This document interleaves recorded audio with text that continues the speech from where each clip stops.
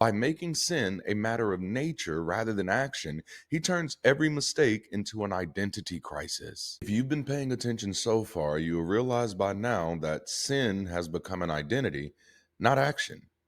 First John moves the goalpost of morality from the courtroom to the laboratory.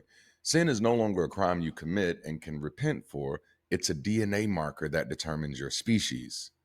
While the Gospels often show Jesus engaging with the gray areas of humanity, First John collapses reality into a stark, neon lit binary.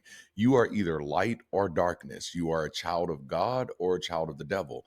There is no middle ground. In First John chapter 3 verse 6 through 9, the author makes a staggering claim. No one who lives in him keeps on sinning. No one who continues to sin has either seen him or known him.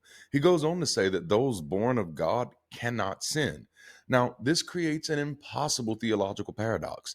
Earlier in the same book, chapter 1 verse 8, he says anyone who claims to be without sin is a liar. But in chapter 3, he says anyone who does sin doesn't know God. This isn't a logical argument, it's a rhetorical trap.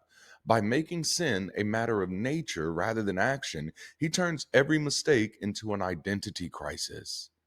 Now let's talk about the psychological impact. When sin is an identity, a mistake isn't something you did, it's a revelation of who you are. This leads to a profound fear of exposure and the erasure of the human. If you are born of God, you're expected to be a sinless automation. When you inevitably fail because you are human, the text doesn't offer a way to learn, it offers reason to panic.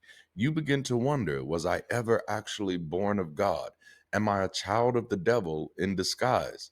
To survive this psychology, you must develop a perfect exterior. You cannot admit the struggle because, in this framework, a struggle isn't a sign of growth, it's a sign of a demonic nature. You are forced to hide your humanity to protect your identity. Now, this creates a community of essentialism. We're no longer a group of people trying to be better, we're a group of essences being sorted. If someone leaves the group or disagrees, as we've already seen, they aren't just wrong, they're revealed to have been of the devil all along. Now, this justifies extreme shunning. You aren't just cutting off a friend, you're purging an alien element. It's impossible to have empathy for someone who is essentialized as evil.